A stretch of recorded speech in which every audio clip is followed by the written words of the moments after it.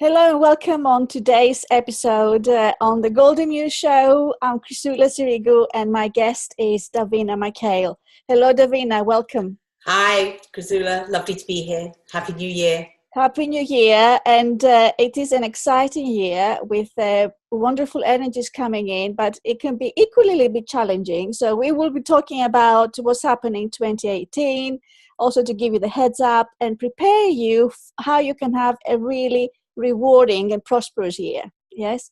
Yes. So let's start with the 11 Master Year, Davina.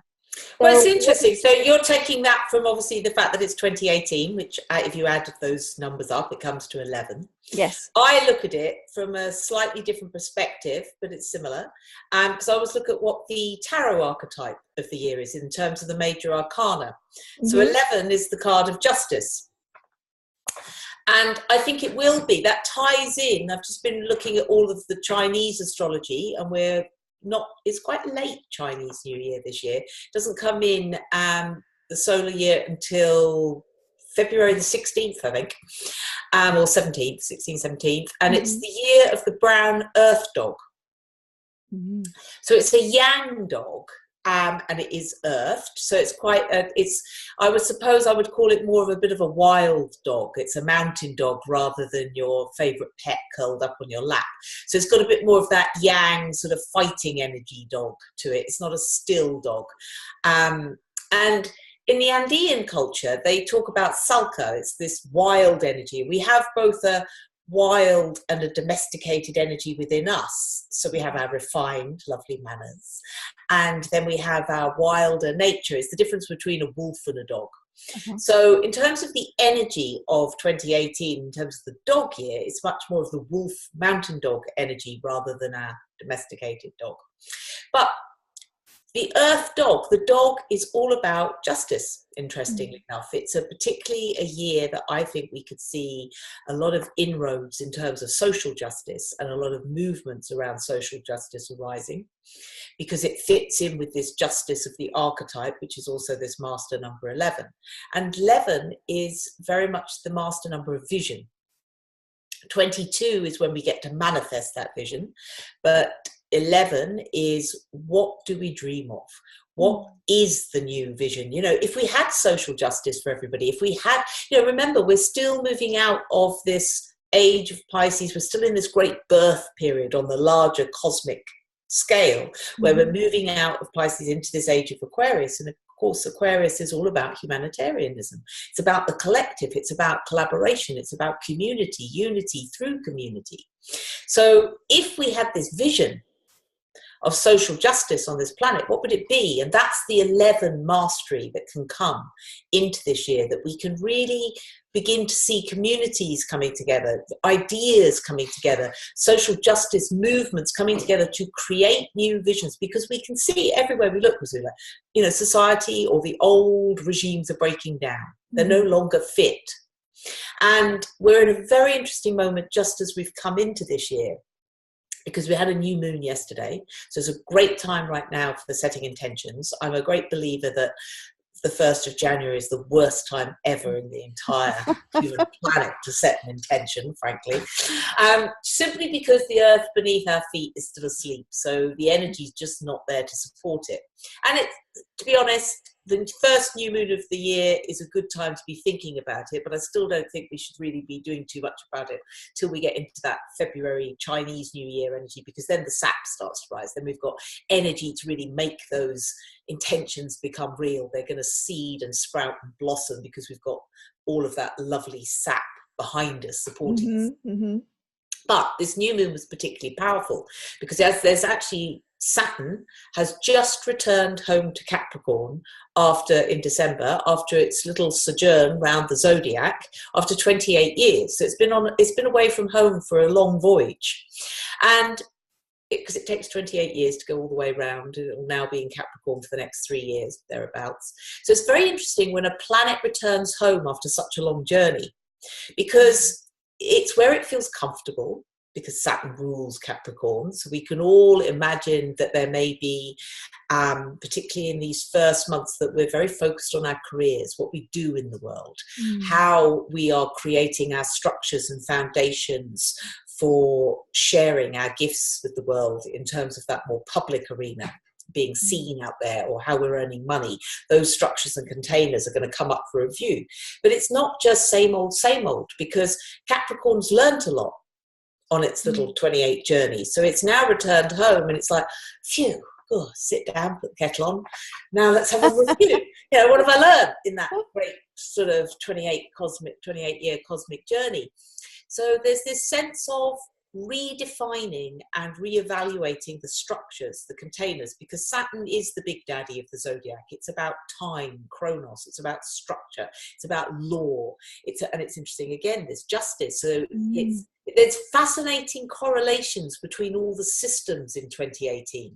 So Saturn in Capricorn is like, what are the laws? What are the what's the structures and the regulations that still work for us, and what needs reviewing, what needs reforming, what's important to us, where is our own personal integrity going to come into question.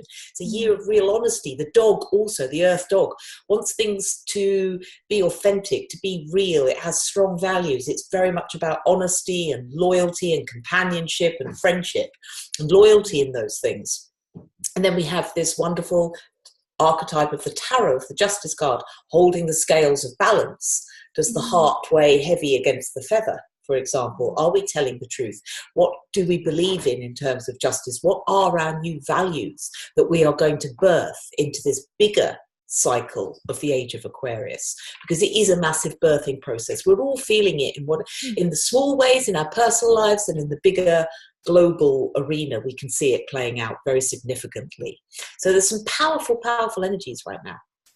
Yes, indeed, they are powerful, and Saturn coming in, and the new Feng Shui animal year, dog year comes in. It will be worth talking about, if you like that, Davina, how that could affect different animals. Would you like to talk about that a little bit? We can talk about that. I mean, the friends of the dog are very much the rabbit. The rabbit's the secret. All of the astrological animals have like a secret friend. So the rabbit's the secret friend of the dog, and its natural friends are the tiger and the horse. So, and obviously the dog itself. So those are the Chinese animals that are going to perhaps have the best chances of success.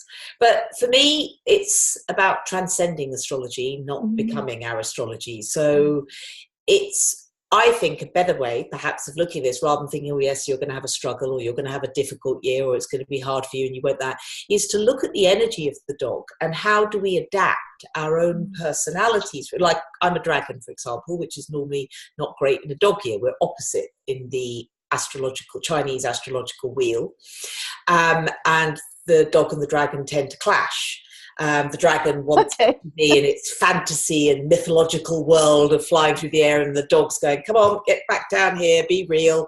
It's going to just be step by step. You're going to, it's a dog's world, Well, you don't give me that impression, Davina.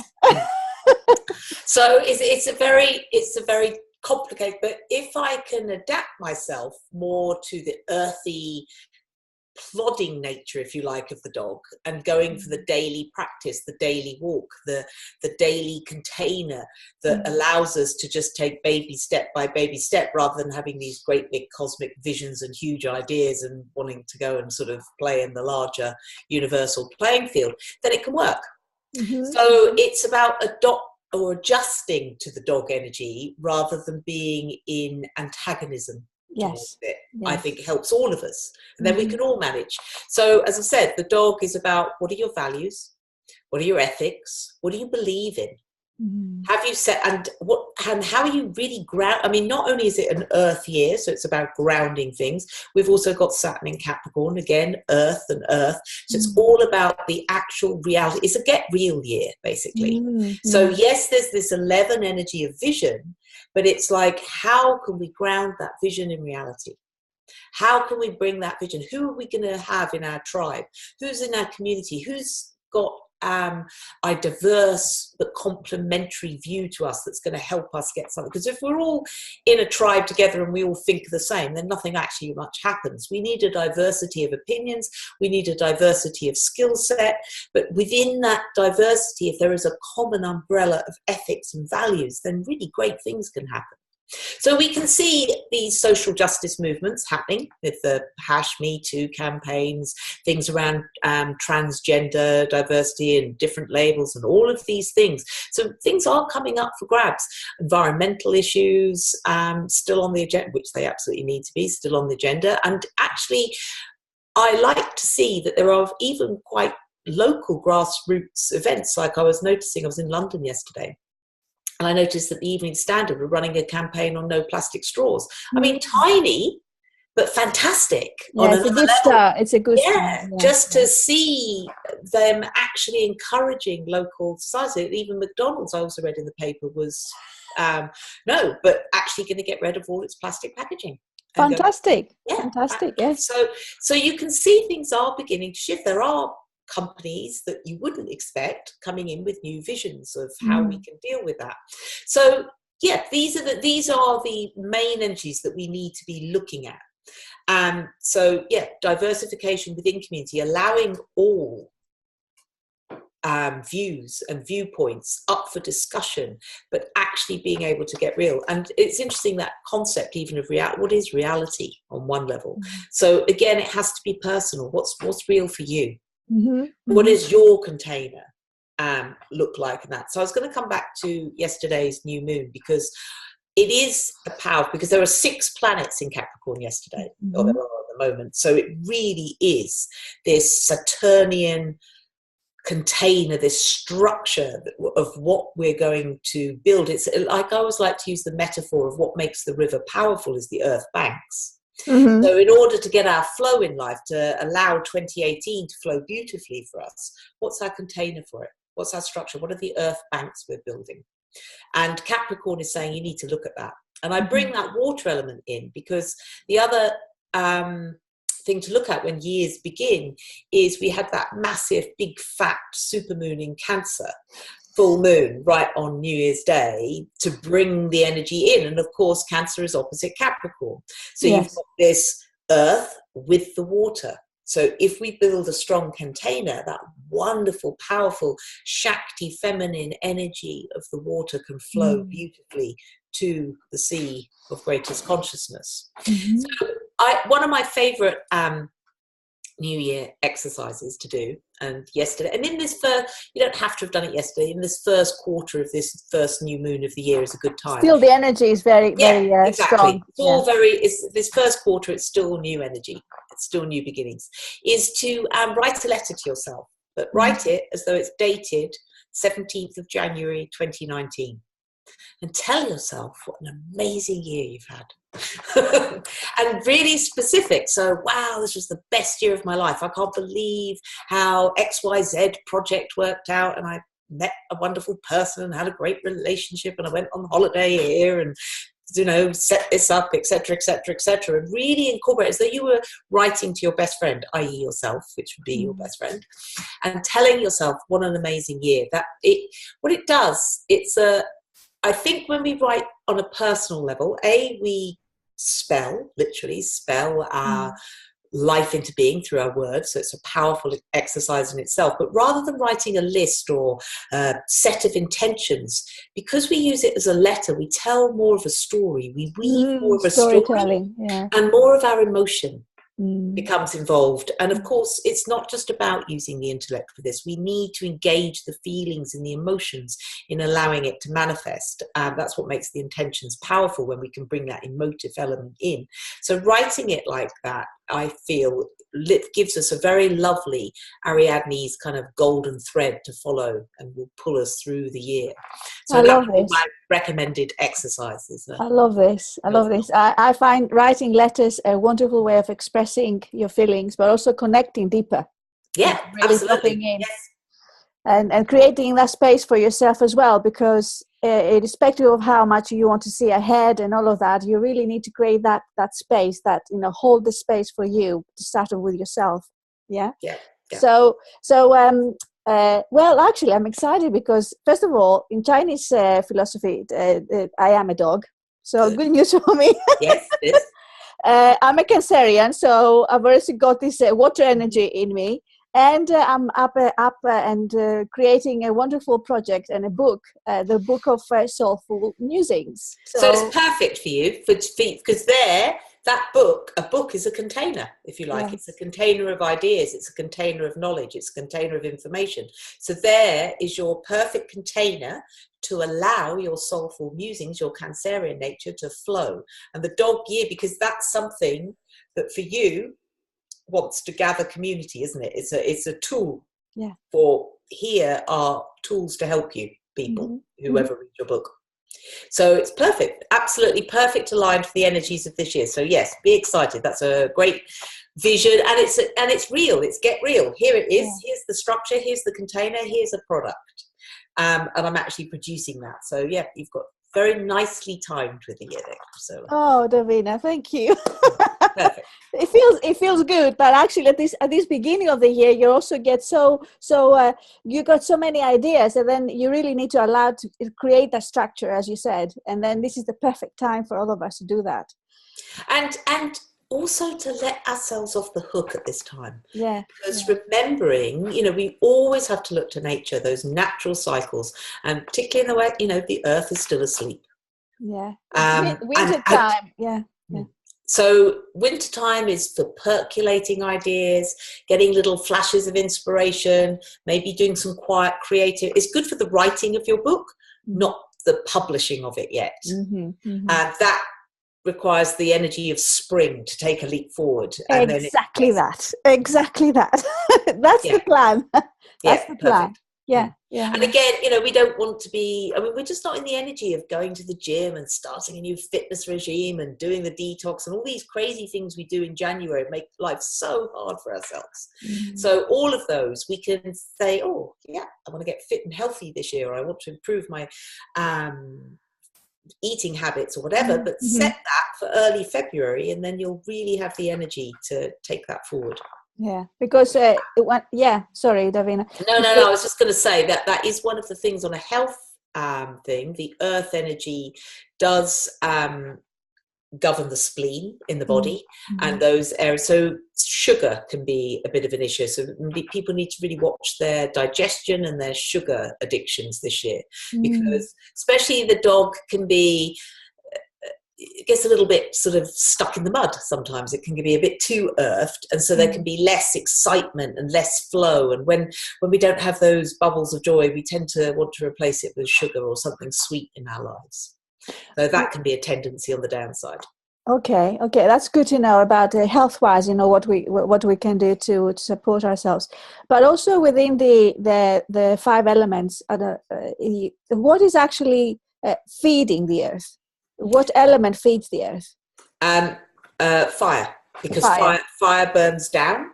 Yes. And then creates ash, which feeds the earth. Yes. So fire things is also about, from my perspective, is how you can become more visible and how you can show more of your own light and get out there, and whether it's through video, through social media, through writing a book or publicizing, or deciding to be more into public speaking.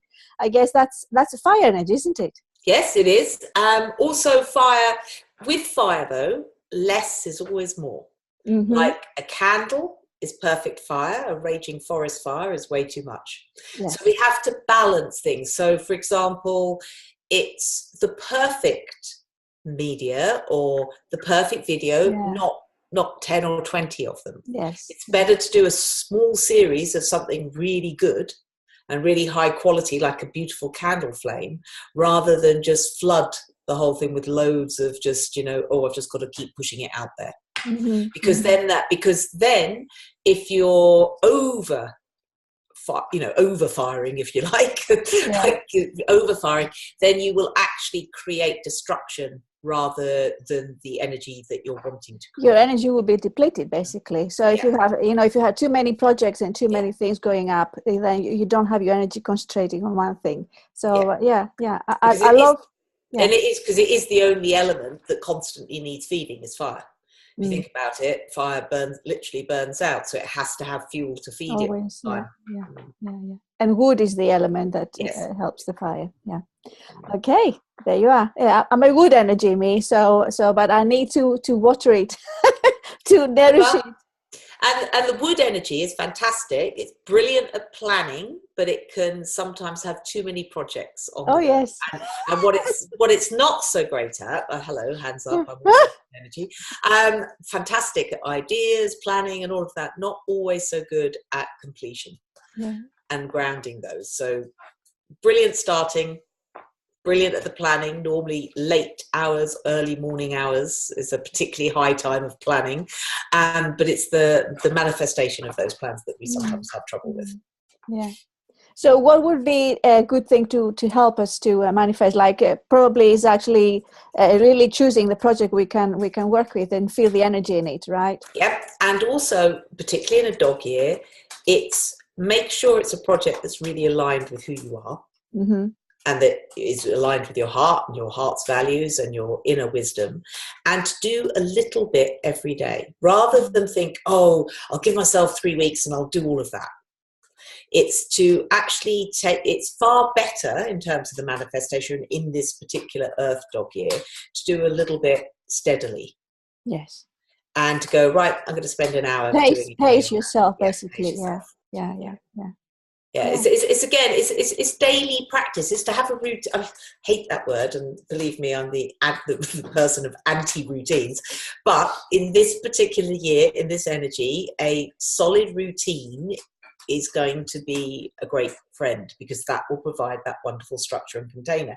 And the trick, I suppose, to having, because it's just the word routine. It makes us all start thinking we're going to get stuck in a rut and it's boring, and we immediately feel our energy drop. So we need a new word. So, but perhaps a way, it's to make sure that what you do that is a daily practice is something you really love. Mm-hmm.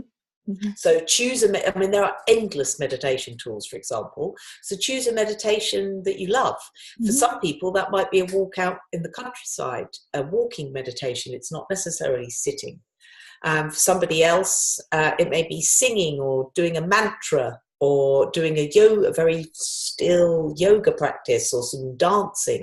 So make it a practice is good, because it helps entrain our energies into a particular motion, and it gets our body clear. But if we can make it really, really enjoyable, then we'll actually continue it. Yeah. The whole thing is actually joy is the word. Yeah. It's whatever it is, it's actually coming out of, having fun and enjoying it. But for me, is sometimes we say we've got to do it because everybody else says we've got to do it. So it's also about discernment and say, what is it good for me? How would it serve me? And for this year, particularly for 2018, I feel this is really important. Yep. Setting the structures, deciding what is the good thing, for you to really feed your vision and feed the project or whatever you want to work with in a community project, whatever that is. But equally, really choosing what is it good for you, not because everybody else says it's good for you to stop this or start something new or whatever. Yes. And again, coming back to this, Saturn coming back for its sojourn after 28 years, this reevaluation of all of those structures. And all of the structures, people will move potentially quite a lot this year, because they'll find that their structure, which is their home, won't serve them any longer. Or they'll maybe feel that a need to shift that. As I say, careers will change, projects will change. So there will be a lot of shift, because people are going to go, oh, this isn't what I thought it was, or, oh, this isn't what I love. Oh, I don't like this anymore. So those structures can also change in that Saturn coming home as well. Yeah. Because it's like, oh, or I've been deluding myself, or gosh, that was just a fantasy, or I'm never going to earn a living doing that. What have I been playing at? It's that real sense of the veil coming off, and it's like, oh my God, you're really going to see whatever you've got. And obviously, if that's working and you're in alignment, great, fantastic. It will really help you go forward. But if it's not, there's going to be a readjustment. Mm-hmm, mm-hmm. What's the colour of joy in your magic bottles behind you? It's actually a wonderful colour. It's coral. Ah, yeah. So a bit coral, like the sacral. So it is that orange. Yeah. Orange colour. Coral. Yes. And that's actually the bottle connects with Jupiter. Perfect. Now that, thank you for reminding me of that. Expansion. Yes, but that's an interesting one again, astrologically at the moment, because we still have Jupiter in Scorpio. So as well as this reevaluating and getting real and putting our money where our mouth is as far as our vision is concerned, Jupiter, that planet of expansion in the sign of Scorpio, is still doing its clearing up process. And this is where we'll find it. So if we're experiencing stuckness in this year, or resistance, or out of flow, then we really need to be looking at what's showing up and where is that my deepest shadow within. How's that reflecting? How's that mirroring what I've still yet to transform, what I've still yet to heal within myself. So there will be some stuff around that, because Jupiter's expanding into all of the dark places, if you like. Scorpio loves to go and get involved in the underworld and all those like darker issues of life, and Jupiter's got a great big torch in there going, okay, oh look, there's a little bit that's not quite dealt with under there's another shadow, and there's another it is about looking at our shadow self. Yes, it is about that. Exactly. And of course this can show up as conflict, this can show up as difficult people, or blocked situations, or seeming obstacles, or things breaking, and we just need to look at the metaphoric symbol. A really good technique for doing this is, if something shows up in the real world, so to speak, that we're not happy with or seems to be getting in the way of where we're trying to go, look at that scenario as if it was the dream. So, because in effect it is actually, but if we can look at it, so we can even write it down. Okay, I've got this playing out, or I've got this problem. If this was a dream, what would this be a symbol of? What would this mean to me? What would this be an example of? And it can often help us, because of course this is the great gift of everything in our external world, is it's all showing us the spirit within, and where the spirit within has not come to consciousness, but because it's deep in our unconscious, we're not conscious of it, so we have to have it reflected back to us. But so in order to see that reflection, so that we don't go into blame or judgment about the scenario or the person, this using like a dream scenario can really help us unlock what that issue is within us. And then of course the issue will disappear. You've got it, because suddenly the problem goes away, or it gets resolved very easily, or we become at peace with it. Yes. Brilliant. So I do believe in dreams, and I do have dreams. I'm quite a vivid dreamer. Yeah. So fabulous. Well, thank you so much, Davina. Thank you.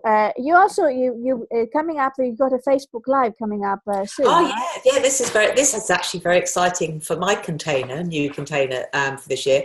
I've actually got a feng shui course with Hay House launching next week on January the 23rd. So I'm really very excited about that. It's the first time I've actually done like a live video training. So the Facebook Live is just a precursor to that. And Hay House are being extraordinarily generous. They're giving lots of wonderful free gifts, which I'm not allowed to announce till next week. That's okay. So we've got to be there. That's it. We've got to be there. Brilliant. Looking forward to it. Well, thank you, Davina. And also, Davina MacKail is one of the book contributors in the book of Soulful Musings. And I am really excited and delighted, along with so many other change makers and evolutionaries that said yes to being part of this. I see it as a community project, but also, bringing our individual energy combined with the community spirit. And the whole idea is actually creating what I call a self-care inspirational toolkit. So it's all coming together in one book, and lots of techniques, lots of insights to inspire and empower you as a person, but also I also see it how we can help the family unit. I'm very much into how we can help children. There will be lots of interviews about emotional well-being, connecting with children as well. So watch this space. That's very exciting. Well done. Yes. The pre-launch is happening actually on the 1st of March. It's happening here in Nantwich in Cheshire. And then there's the early bird tickets are actually out. You can start booking and see you there. Fabulous. Okay. Well, thanks, Davina. Thank you so My much. great pleasure, Chrisoula. Okay. Happy Lots New of Year. love. Have a wonderful one. Thank you. You too, my love. Okay. Bye for now.